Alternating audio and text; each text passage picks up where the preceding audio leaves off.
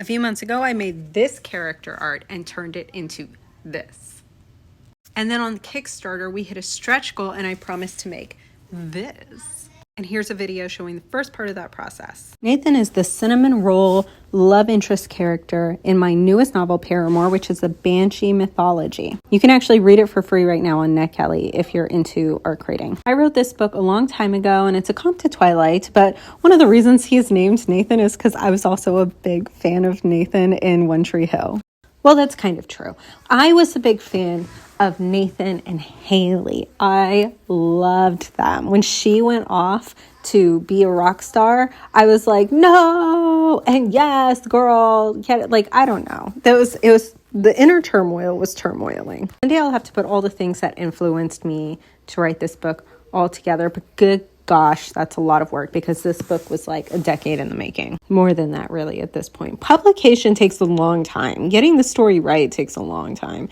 Anyway, I drew the character first, as you saw in the first clip. I like to keep an overlay over the digital drawing as I'm drawing so that I stay as true to the original drawing as possible. But you'll see that I have to turn it on and off pretty often because I have to make sure that the drawing underneath that I'm actually trying to do does still look good, right? Like here it's not as pretty looking. So I have to make sure I'm cleaning that up. As with most things in process, it's not the prettiest it is in this state. It will look so much nicer at the end. So make sure you're hitting the follow button so that you can see what this character ends up looking like in its final version. I'm days away from that. It's not going to be all today.